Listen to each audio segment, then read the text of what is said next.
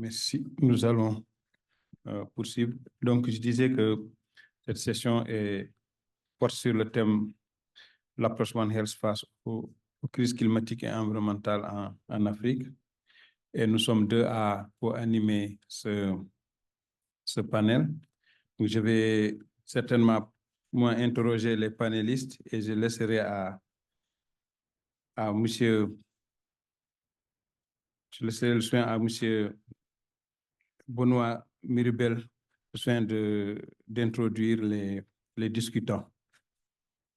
Donc, quand on parle de l'approche One Health, c'est une démarche qui est particulièrement pertinente face aux crises climatiques et environnementales en Afrique. C'est une approche intégrée qui considère la santé humaine, animale et environnementale comme étant fondamentalement interconnectées. Elle se base sur le principe que la santé des personnes est liée à celle des animaux et à celle des écosystèmes. En Afrique, où les défis climatiques et environnementaux sont particulièrement pressants, l'approche One Health peut offrir des solutions adaptées et holistiques. Donc, normalement, il est prévu 2 questions par panéliste, mais compte tenu des délais de temps, peut-être qu'on va essayer de voir comment compresser pour qu'au moins qu'on puisse prendre en charge l'ensemble des questions pertinentes. Donc, comme panéliste, nous avons professeur Riamatou Alambaji de l'École inter-État des sciences et médecine vétérinaire. Nous avons William Bazeo, professeur de médecine du travail, Africa One Health University Network en Ouganda.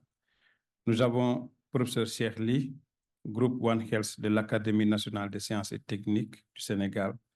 Nous avons aussi Pape Salou Ndiaye de l'École nationale supérieure d'agriculture, ENSA Thiès, et aussi Dr Lokossou Virgile, qui est de l'OAS. Donc, sans plus tarder, nous allons poser la première question à notre première panéliste et nous demanderons par rapport à professeur, compte tenu de votre expérience en médecine vétérinaire, quels sont les principaux défis rencontrés pour assurer la santé animale dans le contexte des crises climatiques en Afrique et comment ces défis ont-ils un impact sur la santé humaine? Vous avez la parole. Merci, Monsieur le ministre, Monsieur le modérateur en même temps. Permettez-moi donc de remercier les organisateurs d'avoir invité l'École inter-État des sciences et médecine vétérinaire de Dakar que je représente ici. Je suis microbiologiste, immunologiste, et donc j'ai été interpellé pour répondre à un certain nombre de questions. Mais avant cela, je voudrais également saluer ici les panélistes. À ma droite, il y a mon frère, celui que j'appelle affectueusement mon jumeau, parce qu'on a fait l'agrégation la même année. Il est vétérinaire économiste. Je voudrais également, à ma gauche, aussi saluer le professeur Salou Ndiaye, que je connais à travers l'école doctorale, parce que je le sollicite très souvent comme membre du jury. Je me réjouis de retrouver dans ce panel également le professeur Bazeo, c'est notre mentor que je connais depuis longtemps, qui a mis en place un réseau donc, qui promeut l'approche One Health et pour laquelle nous avions 3 institutions que sont l'école vétérinaire, l'Institut des sciences et l'environnement et l'ISED, qui sont les membres de cet important réseau qui nous a permis vraiment de pouvoir rendre beaucoup plus opérationnelle l'approche One Health qui avait auparavant été entamée. Je me réjouis de retrouver également mon frère de l'OAS qui va certainement compléter ce que nous allons dire. Donc, oui, je répondrai par rapport à la première question qu'il y a beaucoup de défis qui ont des effets sur la santé animale en termes de changement climatique et également sur l'environnement. Nous avions vu hier et aujourd'hui des présentations.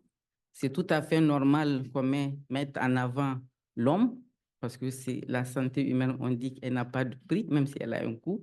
Mais n'oublions pas que la santé animale joue également un rôle très important et je pense que c'est ce qui a été compris et qui nous a donné l'honneur de commencer donc ces panels avec cette santé animale. Donc, tout comme les humains, les animaux également subissent directement l'effet donc des inondations.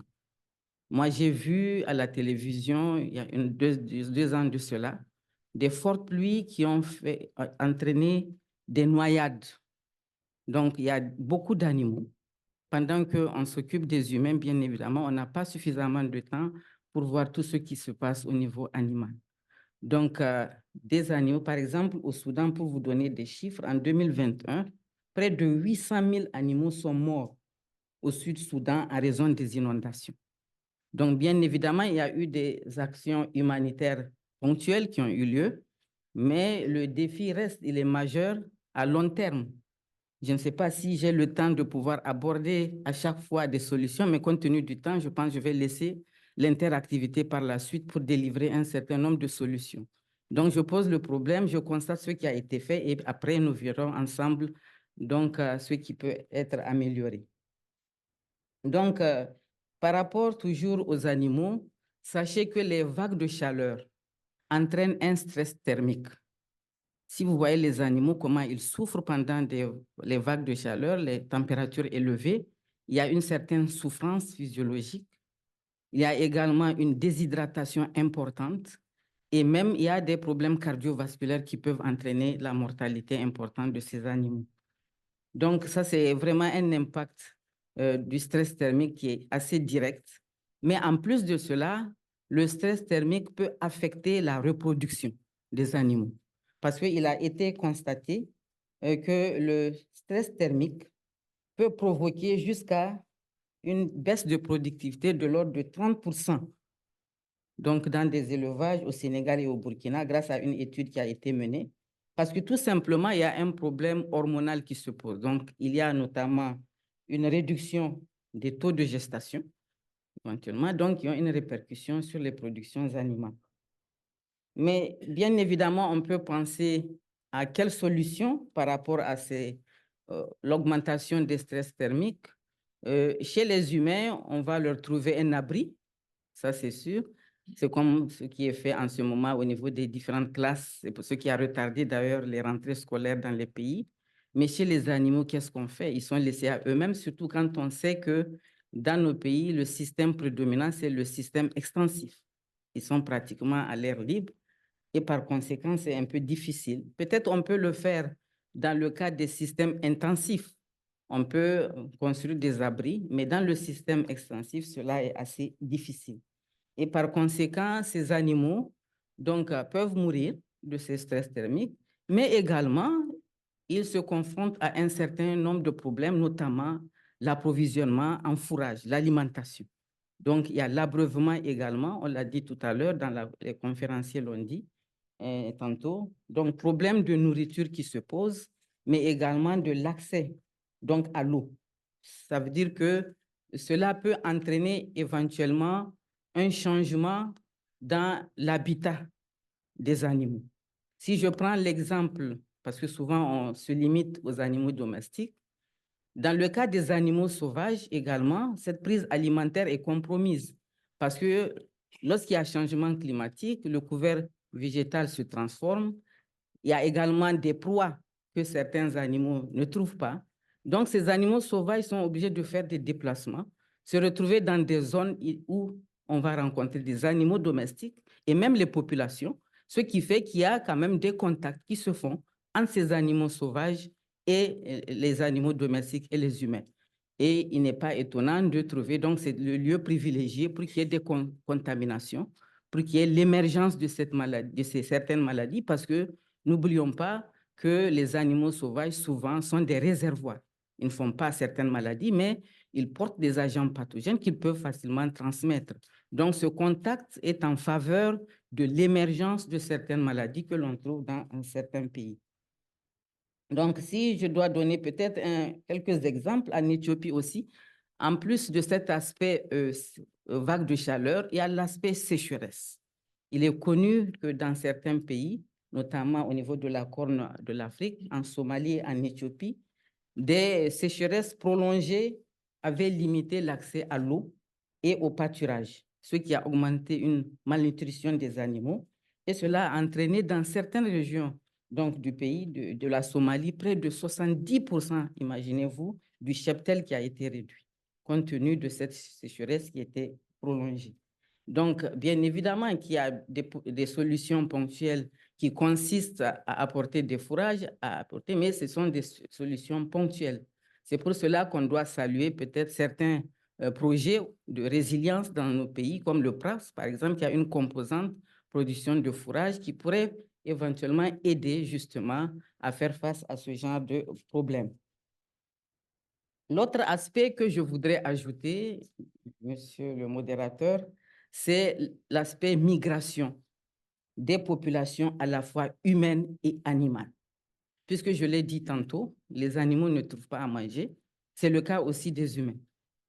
Même si nous avions un mode extensif où les animaux, les humains se déplacent, ces déplacements étaient bien ordonnés dans des zones bien précises. Malheureusement, dans le cas des changements climatiques, on a des déplacements, des migrations qui se font donc de manière inopinée, si vous voulez. Les déplacements des humains et des animaux se font donc de manière, si vous voulez, désordonnée, mais également à la recherche justement de meilleures conditions d'alimentation, mais également d'abreuvement. Il se trouve que lors de ces déplacements, il y a des habitats naturels que l'on va retrouver, c'est-à-dire des habitats de certains animaux sauvages, qui vont pouvoir rencontrer encore une fois ces animaux domestiques, ce qui va augmenter encore une fois l'interaction des animaux domestiques et les humains et accroître les risques d'émergence. Donc, pour donner quand même quelques exemples sur l'effet de la sécheresse et les déplacements, le manque d'alimentation, sachez par exemple qu'en Afrique en général, l'Afrique subsaharienne, les animaux dépendent beaucoup de ces ressources et des points d'eau qui sont affectés par les changements et par la dégradation des pâturages et la réduction des points d'eau, notamment dans les régions comme le Sahel, force les éleveurs à se déplacer constamment. C'est le cas du Mali, c'est le cas du Niger également, où la désertification donc entraîne des déplacements. Et là, l'aspect que je voudrais faire ressortir, c'est beaucoup les conflits qu'il y a entre les éleveurs et les agriculteurs. C'est vrai que ça existait déjà, compte tenu du système de l'élevage, mais lorsqu'il y a des catastrophes dues au changement climatique et à l'environnement, ces conflits sont accentués. Et donc, il faut faire face à cela. Je sais qu'il est possible également, lors de ces déplacements, qu'on puisse atténuer plutôt les effets associés à ces changements, du fait que dans certains pays, des initiatives ont été prises. C'est le cas, par exemple, de la construction de la muraille verte qui permet justement, dans sa composante, de pouvoir éviter la désertification et restaurer certaines terres pour éviter justement ce genre de désordre. Donc, ces déplacements des animaux et des humains, aussi bien animaux sauvages que domestiques, va favoriser la propagation de certaines maladies. Donc, des zones qui étaient indemnes de maladies vont connaître des maladies. Donc, ça veut dire que nous allons avoir une propagation. Et c'est le cas, par exemple, de ce qui s'est passé au Kenya, où donc, il y avait eu une difficulté justement à mettre en œuvre, et là c'est un défi de taille, je pense, la mise en œuvre des programmes de contrôle sanitaire. Parce que lorsque les animaux se déplacent, sachant que les acteurs de la santé ont des zones où ils interviennent, donc ces déplacements vont faire en sorte que les programmes de contrôle sanitaire sont compromis, mais également dans le cas des vaccinations. Il y a des périodes de vaccination des animaux. Lorsque ces animaux se déplacent, c'est difficile de pouvoir atteindre ces animaux. Encore une fois, donc, ça compromet la prévention d'un certain nombre de maladies. Mais également, les investigations. Les investigations que nous faisons lorsqu'il y a quelques cas de maladie et éviter les propagations de ces maladies vont être empêchées du fait de ces déplacements. Donc, ce qui va aggraver davantage donc, les mesures de police zoosanitaire également dans nos différents pays. Donc, c'est pour vous dire que tous ces déplacements, tout ce que j'ai annoncé comme défi, vont entraîner des problèmes qui relèvent non seulement de la santé animale, mais également, vous avez certainement, à travers le développement de ce que j'ai fait, la sécurité alimentaire, puisqu'on a vu qu'il y a des pertes d'animaux, donc perte, non-disponibilité des protéines animales, mais également, n'oublions pas la perte de la biodiversité, parce que j'ai évoqué tantôt au niveau de la faune sauvage certaines proies qui sont perdues. Également, c'est le cas également au niveau de certaines espèces végétales que les animaux ont l'habitude d'appéter et qui ne sont plus présents. Donc, pratiquement, lors de ces événements, de ces crises, vous avez un couvert végétal qui n'est pas adapté à la nutrition. Mais j'aimerais terminer, si vous le permettez, monsieur le modérateur, un aspect qui est très important, ce n'est pas parce qu'il est des moindres, c'est pour beaucoup plus attirer l'attention de tous ceux qui sont ici, c'est les maladies vectorielles. Lorsque nous avions des changements climatiques, les fortes précipitations, cela va avoir un effet sur le biotope, mais sur donc les vecteurs de certaines maladies. C'est le cas de la fièvre de la vallée du Rift, c'est le cas de la fièvre hémorragique Crimée-Congo qui est due à des tiques, c'est le cas également des trypanosomiases dues à des mouches tsetse. Donc tout ceci va faire qu'il y a une pullulation donc, de ces différents vecteurs qui portent les agents pathogènes, d'où la propagation des animaux. Donc, il y a comme une redéfinition de la cartographie épidémiologique de ces maladies qu'il faut revoir à cause des effets climatiques. Tout à l'heure, je pense que l'intervenant l'a dit, par rapport à la fièvre de Marbourg, où vous avez une souche qui est pratiquement rwandaise. Alors que ici, donc, vous avez, dans le cas du Sénégal, la fièvre de la vallée du Rift qui était cantonnée à Saint-Louis et qu'on a vu progresser vers Dakar, et même avec des cas humains. Donc, je pense que la discussion va nous permettre, avec l'approche One Health tout à l'heure, de voir comment tous ces pays, notamment avec la mise en place d'une surveillance intégrée, des investigations communes qui se font avec tous les acteurs donc, de la santé, comment faire pour juguler tous ces problèmes. Donc, pour ne pas trop monopoliser la parole, j'ai dû concentrer, monsieur le modérateur, donc ma présentation, qui était beaucoup plus dense que cela. Merci beaucoup. Professeur, je comprends que nous tous nous sommes tenus par les impératifs de temps. Et j'espère que les orateurs qui vont suivre aussi vont nous permettre d'économiser un peu de temps. Ce que je retiens de votre intervention, c'est que dans le contexte du changement climatique, l'approche One Health trouve vraiment sa pertinence parce qu'elle permet de développer une intersectorialité qui va faciliter la prise de décision pour tout ce qui concerne la santé humaine, la santé animale et la santé de l'écosystème. Et merci aussi d'avoir jeté un signal fort pour la santé animale parce que, bon, actuellement, avec les inondations que nous sommes en train de connaître, il y a beaucoup de bétail qui est coincé quelque part. Et souvent, on n'a pas la présence forcément des vétérinaires ou bien des techniciens pour voir quel type d'assistance apporter, surtout en cas de cette crise. Maintenant, permettez-moi de passer à professeur Bazeo, et surtout pour une question qui tourne vers la préparation, notamment la formation. C'est juste de savoir comment le réseau universitaire Africa One Health intègre les considérations relatives au changement climatique, surtout dans ces programmes de formation. En quelque sorte, aujourd'hui, comment la formation peut aider les professionnels de santé à se préparer par rapport aux impacts du changement climatique, mais en mettant au cœur l'approche One Health.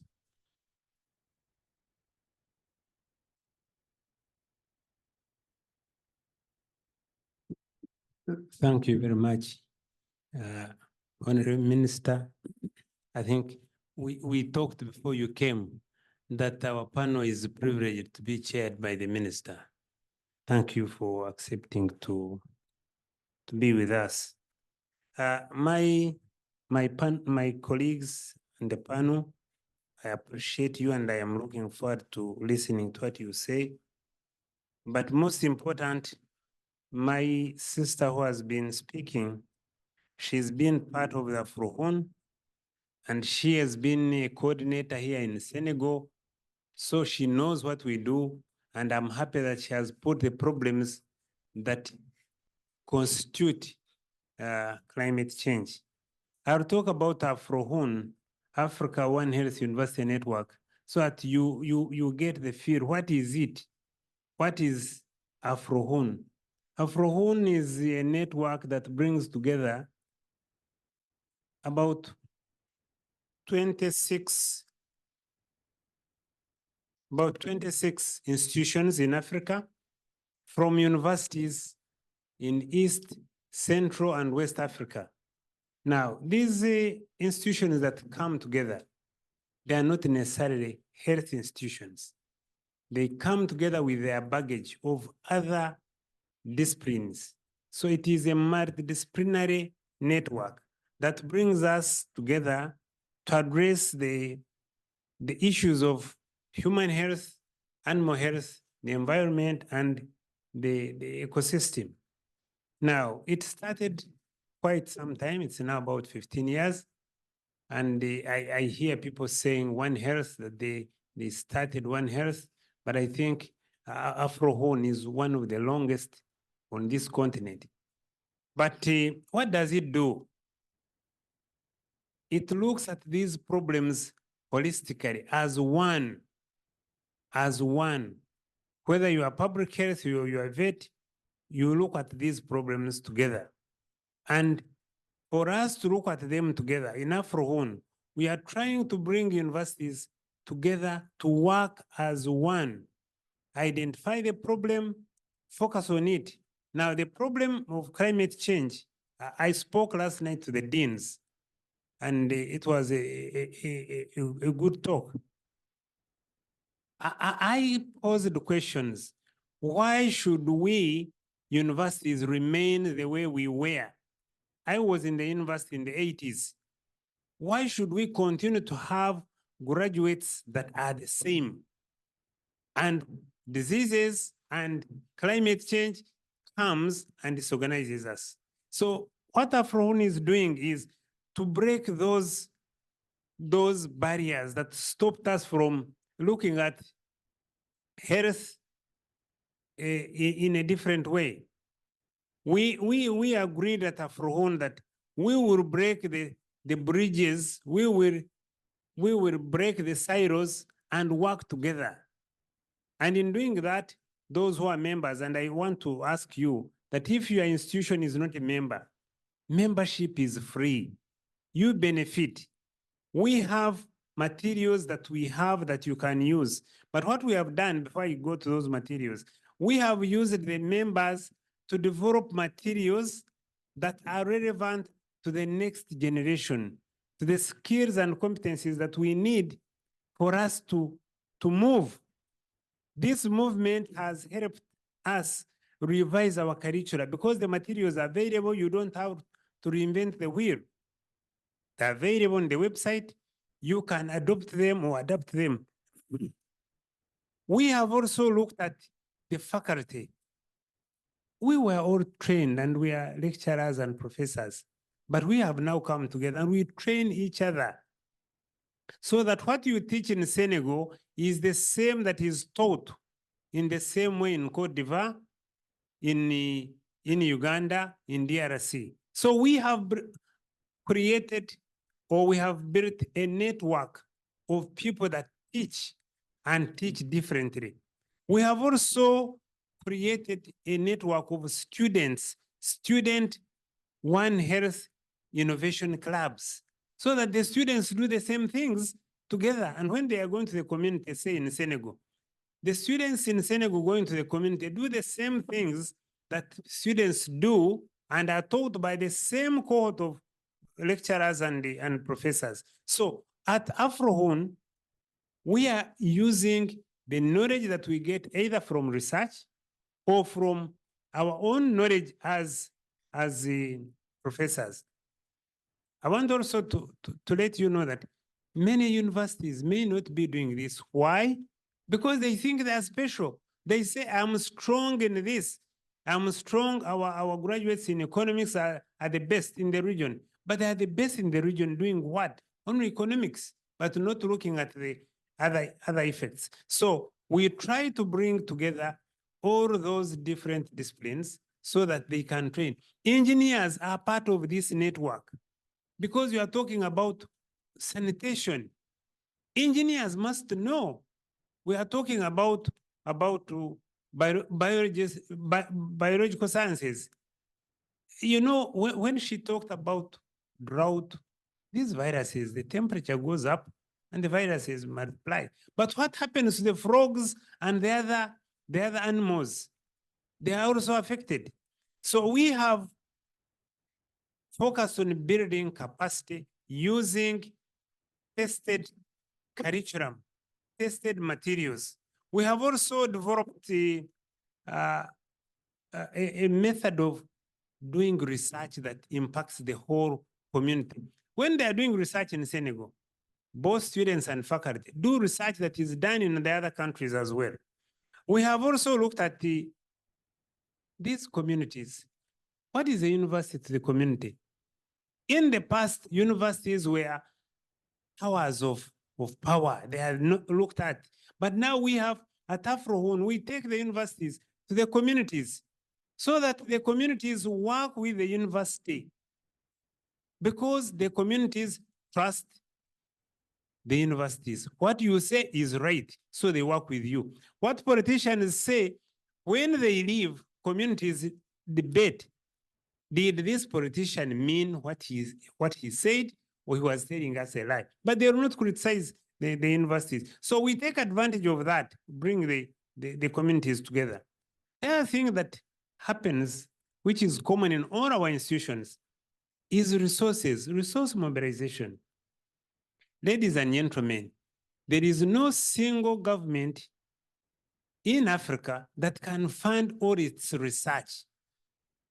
And in that case, universities help the governments to raise resources. So we have created resource mobilization mechanisms so that we raise resources and support these ministries.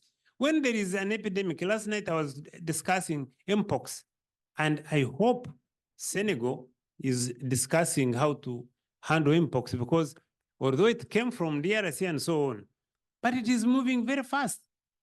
When COVID came, it was moving very fast. But what happened? AfroHoon had SOHIC students who had been trained on managing epidemics, and they did a great job in Ethiopia, in Uganda, in Kenya. They were the ones who were actually sensitizing the communities.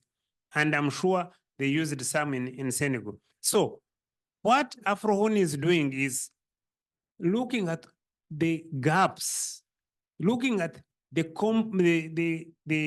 complications, the effects of climate change, and integrating them into the curriculum that the different universities are using. Lastly, before I close, there's one appeal that please don't look at students as students and you wait for them to graduate. Look at students to build their skills and competencies so that when they graduate, they are ready to serve. And then we also follow the in-service.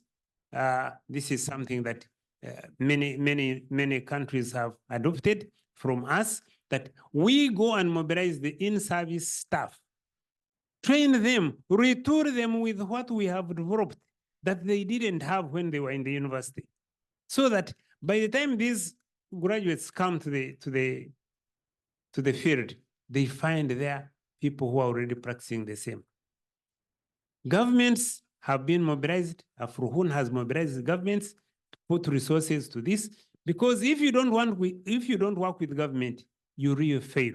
If you don't work with the private sector, you fail. AfroHoon has brought on board the private sector to work with the private sector, because we need to protect them. And once they don't know how you are protecting them, then they will not support you. So that's what we are doing in terms of building capacity for Africa in climate change and other other emergencies that are taking place. Thank you very much, Honorable Minister. Merci beaucoup. Donc, ça a été très utile d'avoir un retour d'expérience par rapport à vos pratiques qui montrent que la formation sur l'approche One Health permet de préparer nos professionnels de la santé, mais même aussi nos communautés. Et c'est une meilleure manière d'anticiper la gestion des crises sanitaires qui sont liées au changement climatique. Et vous avez aussi montré la démarche de formation qui est une approche innovante qui permet de prendre en compte les besoins spécifiques de l'ensemble des parties prenantes qui ont la charge, la santé humaine, la santé animale et la santé des écosystèmes. Maintenant, nous allons avancer avec le troisième panéliste, professeur Chekli, avec surtout aussi une question. Il y en avait deux, mais je pense que comme on est tenu par l'impératif de temps, certainement la question qui est posée, c'est le rôle que l'Académie nationale des sciences et techniques du Sénégal peut jouer par rapport à l'approche One Health au Sénégal. Merci beaucoup. Bien, merci, Monsieur le ministre. Je voudrais tout d'abord vous féliciter d'être modérateur. Ce n'est pas rare d'avoir un ministre modérateur et je pense que c'est un signe de votre volonté d'écouter et d'être avec les professionnels pour mieux remplir votre mission. Et je pense que cela est très important. Je salue tous les panélistes, dont ma jumelle qui s'est présentée, et toute l'assistance. Et au niveau de l'assistance, je voudrais reconnaître la présence de certains de nos anciens, le professeur Ouad, qui est académicien. Je pense qu'il y a le professeur Awa Marie Kolsek, qui également est de notre compagnie au niveau de la section sciences sociales, et également reconnaître la présence d'un praticien du terrain, le docteur Mbargoulou, qui est le directeur des services vétérinaires qui est ici. Et je pense que cela montre l'intérêt de cette problématique. Et donc, l'Académie des sciences est au Sénégal un corps constitué qui regroupe des experts qui ont été choisis suivant leur parcours académique, professionnel, scientifique, qui sont regroupés dans 4 sections. Une section qui s'occupe des sciences de la santé, où nous retrouvons beaucoup d'acteurs de la médecine de la santé humaine.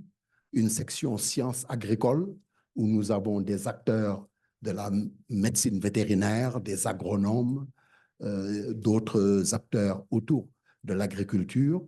Nous avons la section sciences fondamentales, appliquées et innovation, où nous retrouvons en plus des physiciens chimistes, des spécialistes de l'environnement, des spécialistes de l'eau, etc.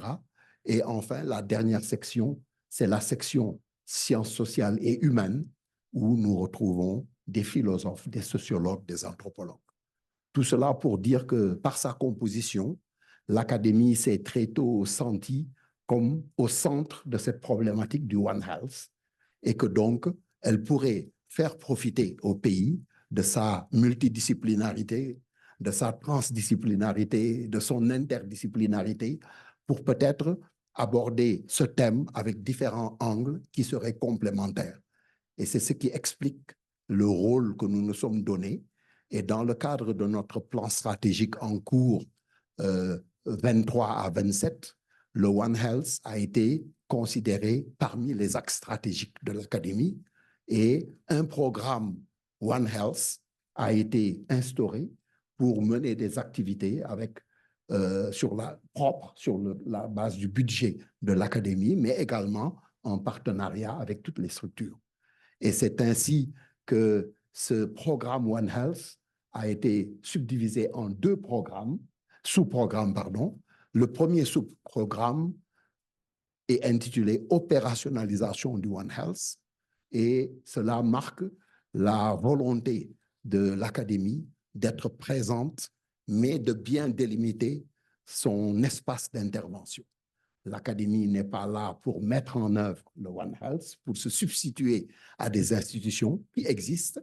En effet, quand vous faites la cartographie du One Health au Sénégal, il y a beaucoup d'institutions.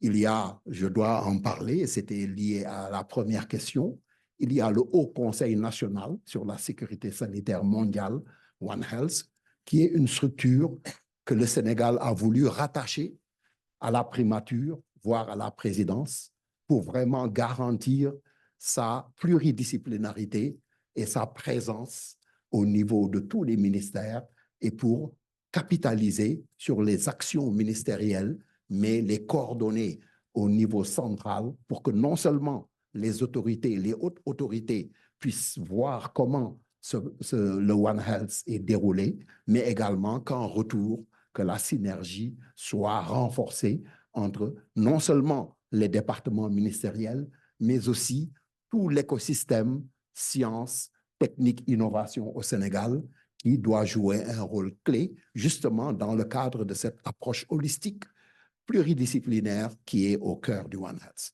Donc, notre sous-programme vise l'opérationnalisation, mais en tant que facilitateur, en tant que médiateur, pour jouer un rôle, de mettre un peu de l'huile dans le moteur pour être terre à terre. Pourquoi? Nous devons être réalistes. Il y a des problèmes, il y a des rigidités institutionnelles, il y a des concurrences, il y a une compétition. Nous nous sommes dit, peut-être, vu que nous ne sommes pas des concurrents immédiats, nous pouvons jouer un rôle de facilitation, écouter, transmettre, raboter certains angles s'il le faut, pour que le One Health soit vraiment opérationnel au Sénégal et soit traduit en programme, en résultats concrets. Il y a un autre élément lié à l'opérationnalisation, c'est un terme barbare, mais qui peut jouer un rôle important, c'est l'interopérabilité entre les systèmes d'information. Nous avons estimé que peut-être un des handicaps du One Health, c'est que tout le monde est d'accord sur le concept, mais comment le mettre en œuvre ensemble quand on a des entrées différentes, on a des informations différentes, nous avons des bases de données différentes, quelquefois nous avons une nomenclature différente. Il faut travailler sur l'interopérabilité pour que nos systèmes d'information soient en synergie, se parlent plus, se parlent mieux et soient plus efficaces. Donc, c'est ce sous-programme qui est mené en relation avec le Haut Conseil. Aujourd'hui, tenait à Dakar une réunion dirigée par le Haut Conseil. L'Académie y a été représentée grâce au don d'ubiquité que le virtuel permet d'avoir. Et il s'agit de préparer la journée internationale du One Health, qui est prévue le 3 novembre, mais c'est un dimanche.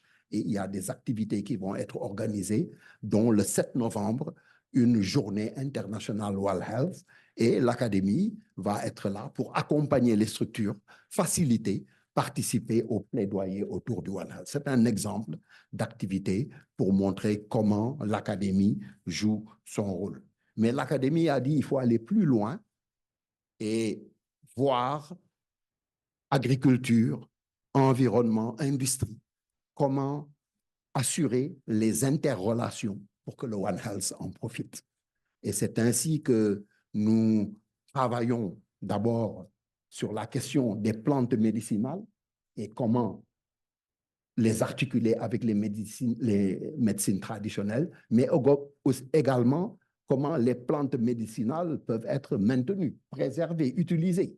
On peut se référer à leur qualité, mais s'il n'y a pas des dispositifs, des itinéraires techniques pour que cette biodiversité soit maintenue tout en étant utilisée, il peut y avoir beaucoup de pertes de savoirs endogènes, de produits sur lesquels ces savoirs endogènes sont adossés. Et donc, il est important de pouvoir travailler dans cette relation agriculture, élevage, ma collègue en a parlé, environnement, eau, pour que également ces ressources soient maintenues, protégées, exploitées. Et cela peut contribuer à améliorer la santé et renforcer l'opérationnalisation du One Health de manière holistique. Donc, il y a un programme que nous avons intitulé « Valorisation de la flore locale pour l'agriculture, la santé et l'industrie ». Et donc, ça vous montre cette dimension pluridisciplinaire que nous tenons à donner au One Health pour que, au niveau du Sénégal, la problématique du One Health ne soit pas seulement académique, théorique, mais qu'elle corresponde à des actions de terrain et où la cartographie, qui est assez compliquée, puisse être mieux analysée et que les questions d'économie politique, les questions de socio-anthropologie s'articulent aux questions santé animale, santé humaine, qualité de l'environnement, mais il y a également des dimensions liées aux institutions qui doivent être prises en compte. Donc, monsieur le modérateur, monsieur le ministre, monsieur le modérateur, pour répondre à votre question, c'est peut-être cet angle d'approche que l'Académie peut avoir. J'ai utilisé un pluriel, les académies. Pourquoi? Parce que l'Académie nationale du Sénégal est dans un réseau d'académies africaines et en particulier un réseau d'académies sous-régionales Afrique de l'Ouest, et nous essayons autant que possible de développer des activités communes.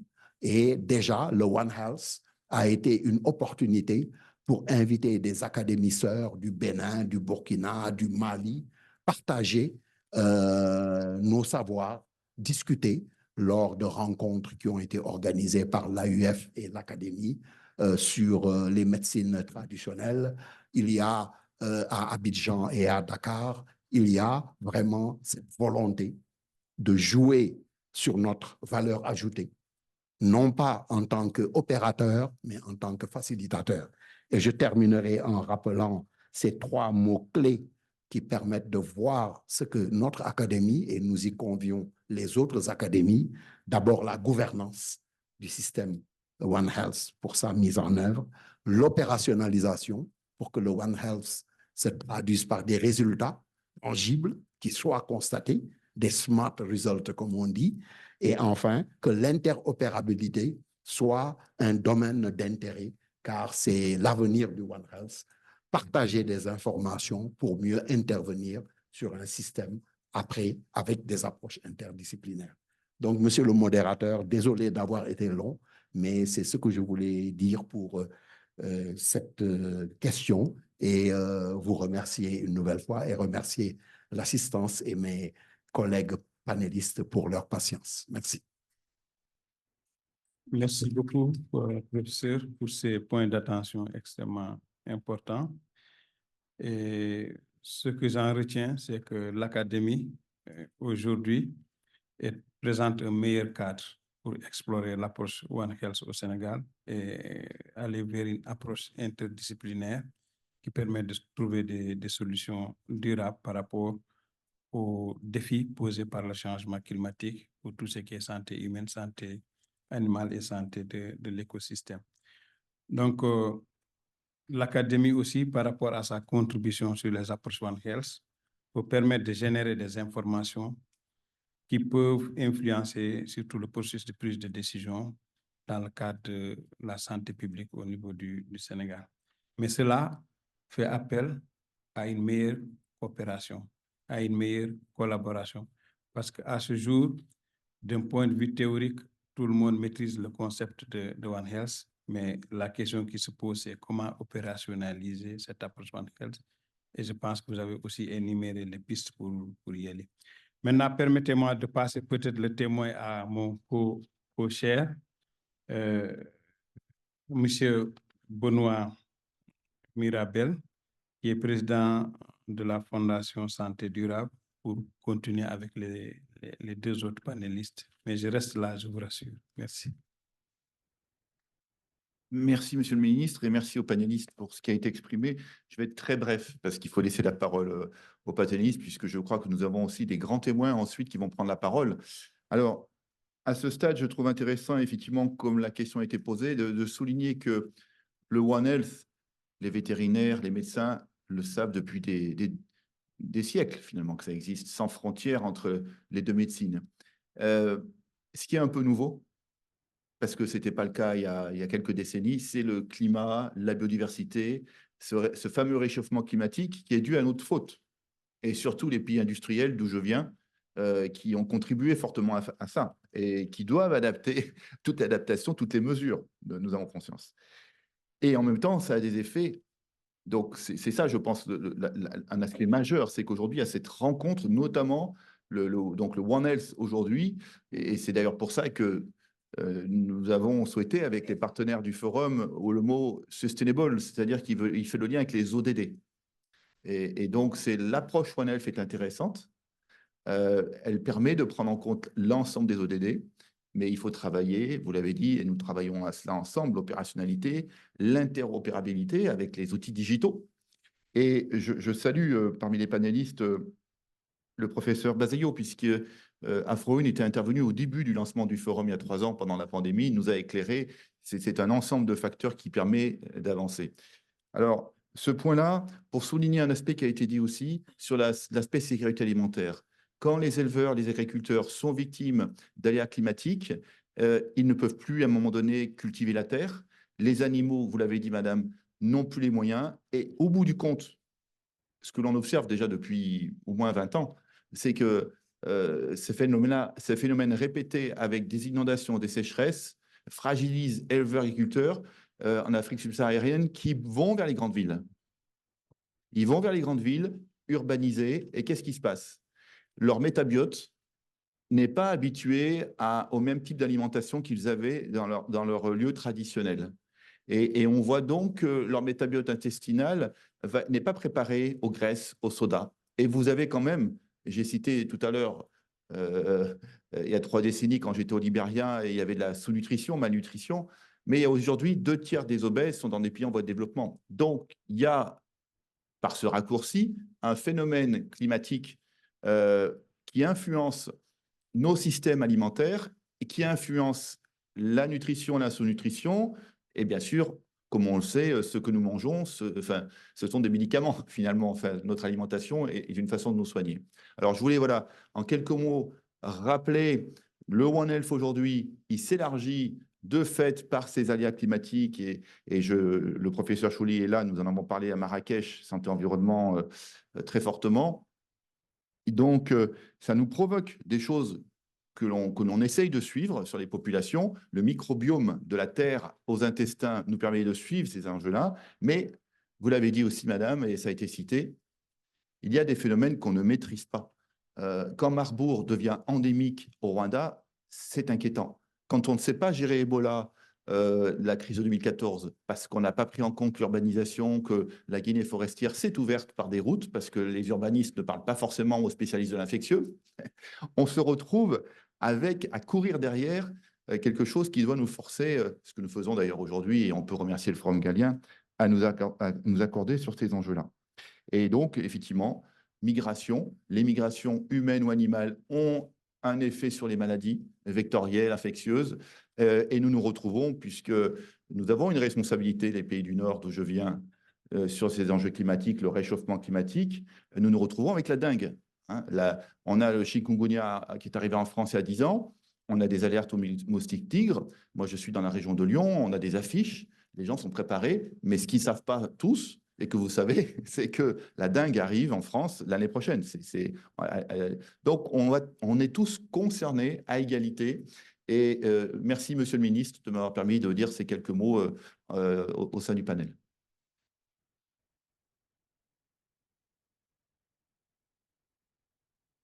Merci.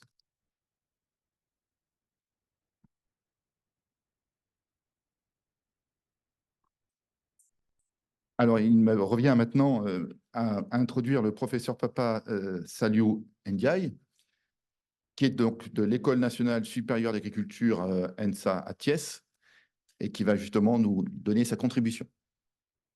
Je vous remercie, hein, mais je pense que je remercie Monsieur le ministre de l'effort que vous faites, mais comme vous êtes dans l'histoire de santé publique, on comprend l'intérêt que vous pouvez avoir aussi sur ces questions. Moi, je suis agronome, mais j'ai fait une thèse d'écologie et je suis un ancien de l'IRD. Donc, je parlerai surtout par rapport aux questions de la faune sauvage, et sur lesquelles on reviendra, et puis les questions environnementales qui concernent l'Afrique. Je voulais juste rappeler 3 petites choses que l'homme a souvent oubliées, que l'homme est un animal. Bon, maintenant, on l'accepte, mais pendant longtemps, on ne voulait pas. Et que l'homme fait partie des écosystèmes, au même titre que les autres, mais pendant longtemps aussi, on a pensé qu'on y reviendra. L'urbanisation nous crée beaucoup de problèmes. On a un déséquilibre entre le progrès de l'humain et la conservation de l'environnement.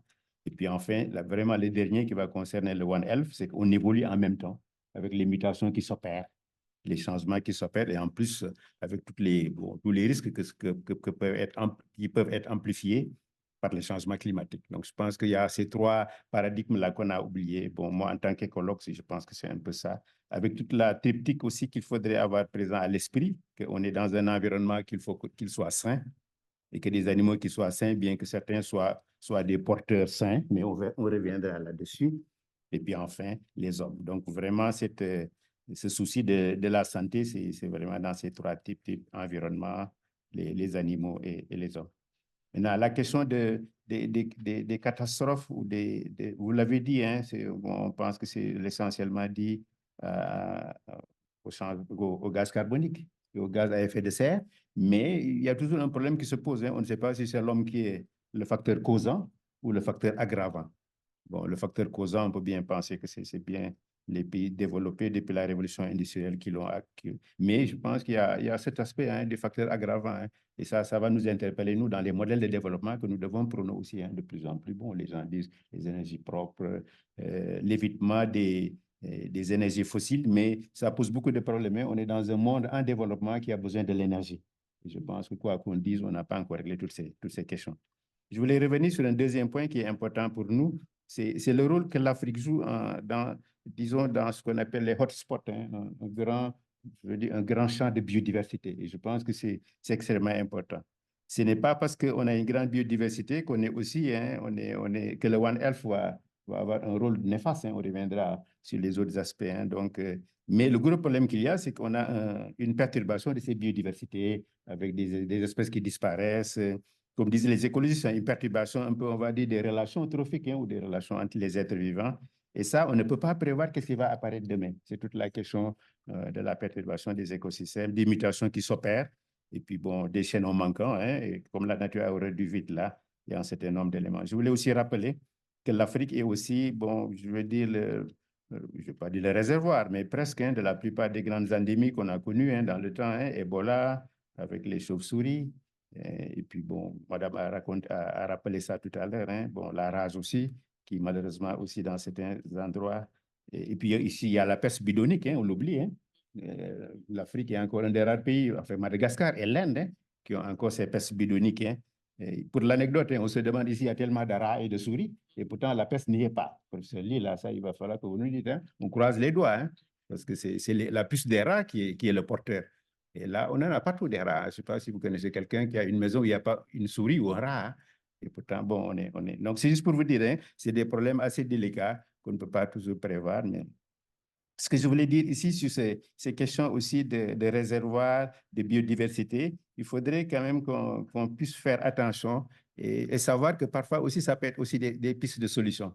Si, par exemple, on a je ne sais pas, comme on est un réservoir, je veux dire, le jour où il y aura un problème, on peut trouver, je veux dire, un agent infestant qui est moins virulent et qui peut faire l'objet de transformation et, voilà, et de donner bon, les vaccins ou d'autres éléments.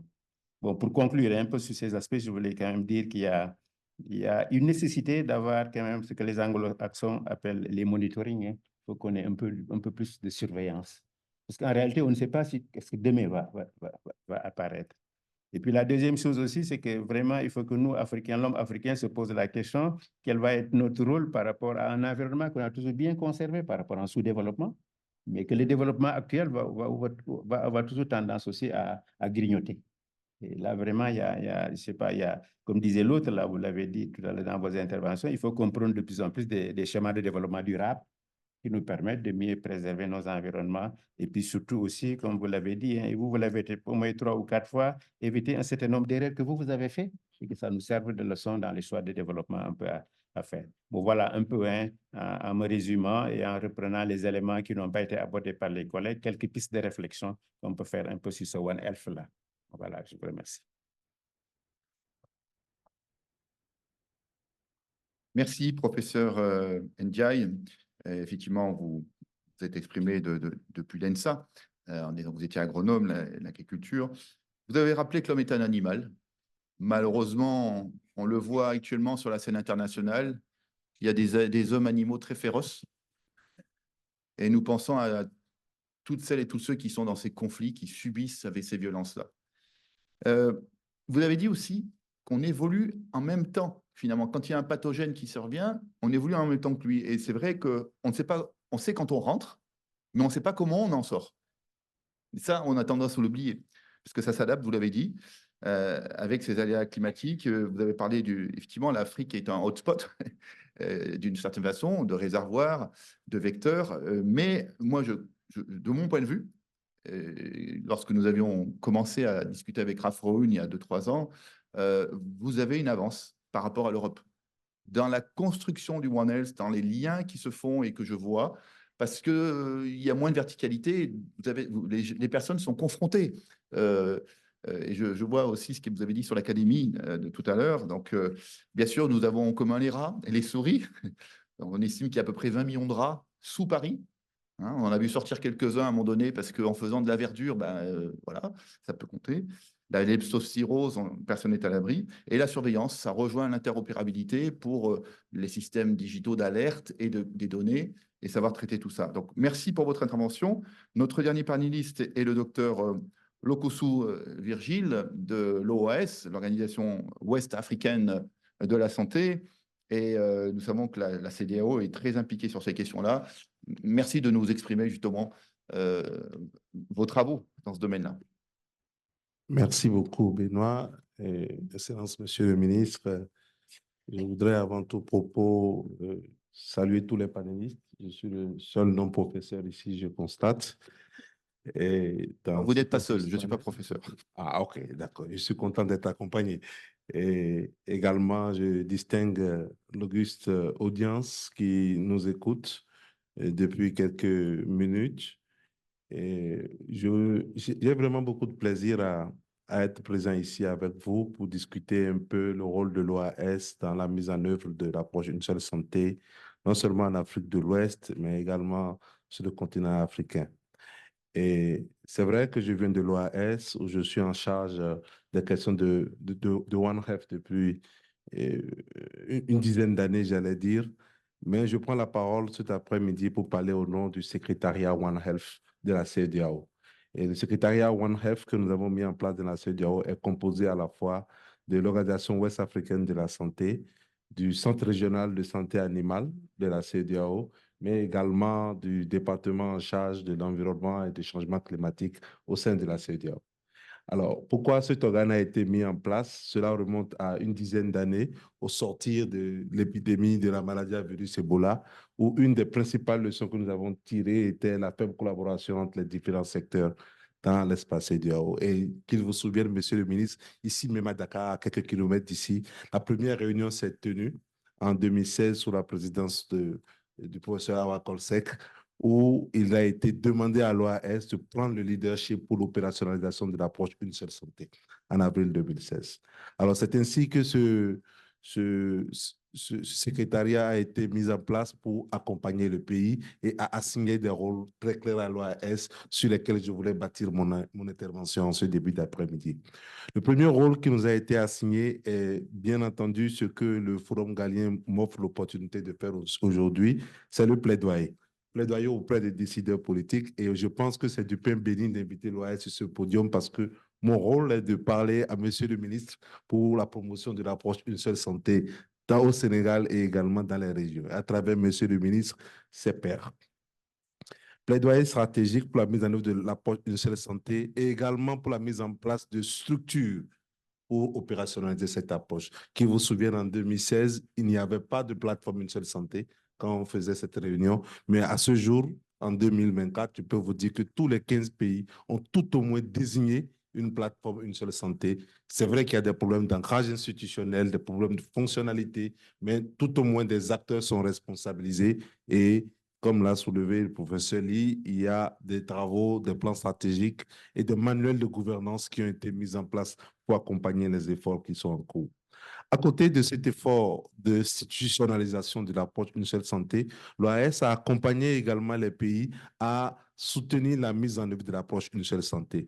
Et il nous a été demandé de l'orienter à partir de la sécurité sanitaire, c'est-à-dire renforcer les mécanismes de prévention, de détection et de réponse aux épidémies, tout en l'élargissant à toutes les questions de développement qui se présentaient au niveau des pays. C'est ce que nous avons essayé de faire à travers le développement d'un plan stratégique qui a prévu la mise en place de groupes techniques de travail au niveau régional qui impliquent toutes les parties prenantes qui ont été citées ici, y compris la société civile, les académies et autres pour pouvoir promouvoir cette approche-là.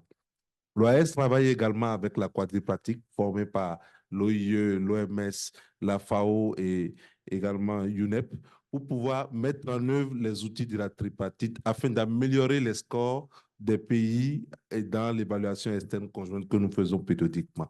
Nous avons certes vu au niveau de la multisectorialité une amélioration des scores, mais c'est encore insuffisant d'après le dernier tour que nous avons fait. Et on a vu que les pays ont commencé par appliquer les outils pour faciliter la multisectorialité, notamment les évaluations conjointes de risques et d'autres outils. Mais on a vu que les plans d'action de sécurité sanitaire qui découlaient des gaps qui ont été identifiés au cours de ces évaluations ont été faiblement mis en œuvre, faute de financement la plupart du temps. Et nous pensons que nous devons continuer à faire les efforts nécessaires pour pouvoir accentuer cette mise en œuvre. Un autre point sur lequel l'OAS a travaillé ensemble avec les réseaux qui existent dans la région, c'est la formation. L'OAS a mis en place un cours de sensibilisation au niveau national pour former les plateformes qui ont été mises en place, pour les aider à trouver les mécanismes optimaux de gouvernance. Plusieurs pays de la région en ont bénéficié. Et il y a également un cours sur le leadership du One Health qui a été mis en place aussi bien pour les pays francophones et les pays anglophones.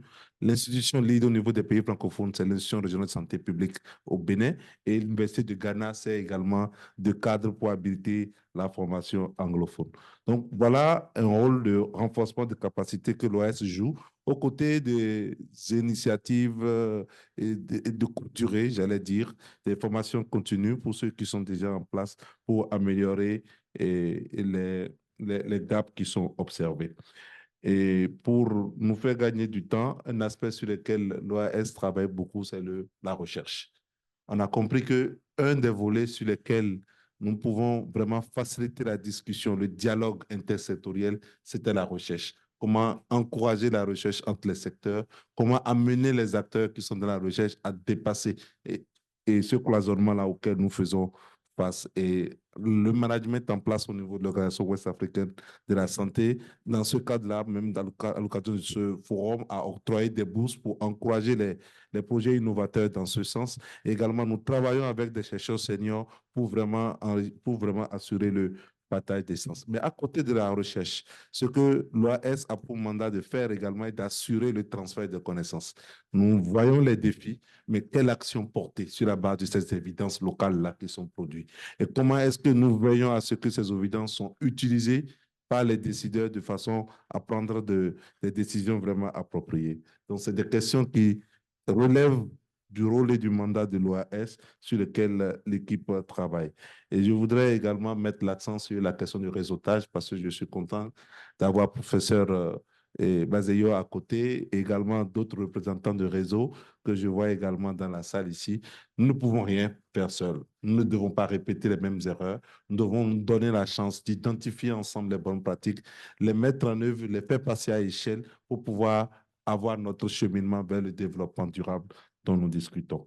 Mon dernier mot est que ce rôle de l'OAS a été décliné à travers un plan stratégique de la mise en œuvre de l'approche Une seule santé en Afrique de l'Ouest qui a été validé par les 3 ministres de la Santé, de l'Environnement et de l'Agriculture de l'espace CEDEAO. Et nous sommes encore en phase de début de mise en œuvre de ce plan. Et notre espoir est vraiment d'avoir un taux de mise en œuvre suffisamment conséquent pour avoir les effets escomptés. L'effort de mobilisation de ressources de l'OAS également est à souligner. Nous avons, au cours de cette décennie, travaillé avec des partenaires financiers tels que l'USAID à travers le projet CAPS, qui a soutenu les plateformes nationales, également la Banque mondiale à travers le projet Redissé, dont je vois certains acteurs ici, qui ont été vraiment des moteurs pour pouvoir financer les initiatives sur l'approche Une seule santé dans la région. De nouveaux partenaires émergents, surtout bilatérales, tels que l'AFD, tels que la GIZ également nous accompagnent dans le développement des initiatives Une seule santé. C'est vrai que c'est parfois vertical, c'est se concentrer sur des maladies, mais nous devons trouver les ponts pour pouvoir utiliser les conditions de ces financements-là et adresser des problèmes auxquels font face nos populations. Je vous remercie. Merci, docteur Lossokou Virgile, pour cette intervention qui confirme effectivement la structuration en marche, une seule santé, par l'OAS depuis Bobbio Dioulasso, mais à travers tous les pays concernés dans la région. Et donc, vous avez décliné ça, manuel de gouvernance, les formations, la recherche qui doit être constante, mais il faut l'adhésion des pays, il faut l'engagement des pays pour pouvoir parvenir. Donc, vous avez complété ce panel avec ce qui est en marche et qui me confirme ce que j'ai évoqué précédemment. J'ai vraiment le sentiment que l'Afrique est en avance sur l'approche One Health par rapport à l'Europe. Nous avons, seulement il y a 1 an et demi, réussi à faire que l'Europe, dans son approche Global Health, mette le mot One Health et commence à le décliner. Nous avons poussé aussi la France, c'est ce qui est parmi les 5 piliers de la santé, le One Health. Donc, je me permets de dire, avec ce que j'entends aujourd'hui, que vous êtes en avance et on est là aussi pour s'en inspirer. Et je vous en remercie. Alors, nous avons 5 invités spéciaux qui vont pouvoir s'exprimer, je dirais, en réaction à ce panel assez rapidement, si possible, pour qu'il y ait ensuite une discussion. Le premier d'entre eux, bien sûr, c'est Monsieur le ministre Mabouba Diagne, de l'Agriculture, de la Souveraineté alimentaire et de l'Élevage, ici au Sénégal. Merci, Monsieur le ministre. Merci bien, Monsieur le ministre. Merci, Monsieur le modérateur. Donc, Dr Mabouba Diagne, ministre de l'Agriculture, de la Souveraineté alimentaire et de l'Élevage, en mission à l'étranger, m'a chargé de le représenter à ce forum scientifique. Donc, je voudrais saisir l'opportunité qui me offerte pour remercier le professeur Awa Maricol Seck, président de l'association Galien Africa, pour l'invitation, mais également pour la féliciter pour l'organisation de cet important forum sur un thème aussi préoccupant que l'approche One Health face aux crises climatiques et environnementales en Afrique. Je félicite également l'ensemble des panélistes pour la clarté de leur exposé. Effectivement, l'approche One Health développée par la quadripartite, donc une approche holistique systémique, donc requise pour la gestion de problématiques complexes, donc notamment les zoonoses, mais également la résistance aux antimicrobiens qui est devenue un fléau mondial. Et donc, à mon sens, la promotion de cette approche est plus qu'essentielle. Pour ce qui concerne le secteur donc, de l'élevage, il est impératif de renforcer les capacités de ces vétérinaires en termes, bien sûr, bien entendu, d'investissement pour assurer la détection précoce, la prévention et le contrôle des maladies animales à leur source, compte tenu du fait qu'il est établi que 20% des pertes en productions animales sont dues aux maladies animales et que 75% des pathogènes qui affectent l'homme sont d'origine animale. Et par rapport donc au thème, il va de soi que les crises climatiques et environnementales, sécheresse, inondations, pluies hors saison, déforestation, impactent également négativement le secteur de l'élevage à travers, bien entendu, les produits alimentaires, mais notamment l'émergence constatée de maladies animales transfrontalières et zoonotiques, telles que l'influenza aviaire d'autres pathogénisées, la fièvre de la Vallée Rift, la fièvre hémorragique de Crimée-Congo, la fièvre charbonneuse, la rage et les trypanosomioses. C'est pourquoi la surveillance, la prévention et le contrôle des maladies animales constituent un enjeu majeur pour le développement durable de l'élevage, la transformation des systèmes alimentaires, la protection de la santé publique, la préservation de la diversité et la création donc de richesses et d'emplois. En Afrique, je pense que les principaux aspects de l'approche Une seule santé à prendre en compte sont la collaboration donc multisectorielle et pluridisciplinaire, la mise en place donc de plans intégrés de surveillance, de prévention et de contrôle des maladies, la recherche, mais également aussi l'intégration donc des politiques publiques et la sensibilisation et l'éducation des populations pour les encourager à adopter des comportements durables et responsables. Et pour conclure, je pense que face aux crises climatiques et environnementales, l'approche Une seule santé offre un cadre essentiel pour comprendre et résoudre donc les nouveaux défis mondiaux et partant donc permettre une bonne résilience.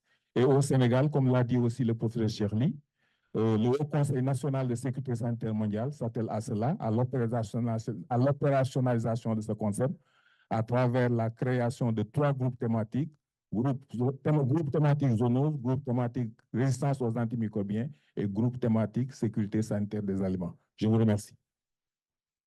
Merci, Monsieur le ministre, d'être ici. Directeur. Ah. D'accord. Directeur des services, d'accord. Vous parlez comme un ministre. Hein. Il est en mission. Merci en tout cas pour avoir bien illustré tout ce que met en œuvre le ministère concrètement et ce qui se fait de façon collaborative au niveau du gouvernement entre les différents ministres notamment. Alors, il y a 4 personnes qui doivent s'exprimer, qui sont prévues comme invités spéciaux. Et ensuite, j'aimerais entendre le professeur Chouli. Mais il nous reste que 10 minutes. J'ai beaucoup de papiers, vous voyez, on m'amène des papiers. Donc, on va gérer le temps le plus court possible avec le professeur Mamadou Sonko. On me dit qu'il est peut-être parti d'ailleurs. Il n'est plus là. Alors, madame, le docteur Mamé Naé Diouf. Mamé. Parti aussi? Alors, donc, est-ce qu'il y a le professeur Ulrich Boudoué de l'Université de Cotonou?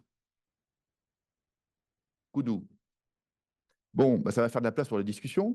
Et alors, la dernière personne, c'était la personne qui est le point focal One Health à la primature, Adjaratou Diakou Ndiaye.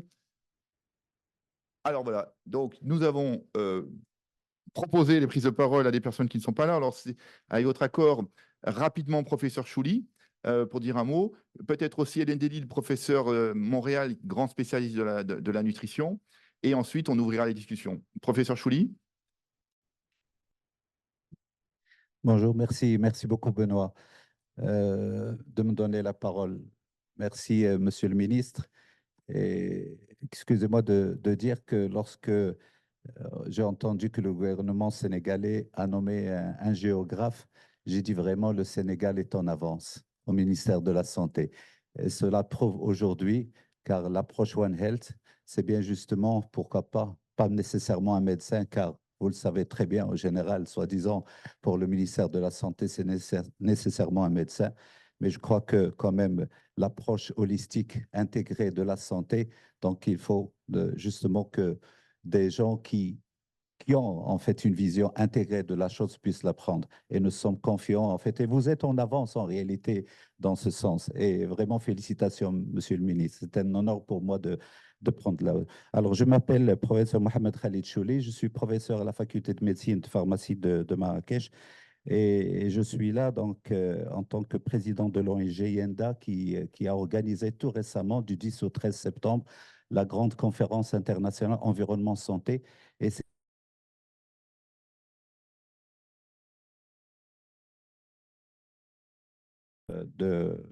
du Forum Galien, mais aussi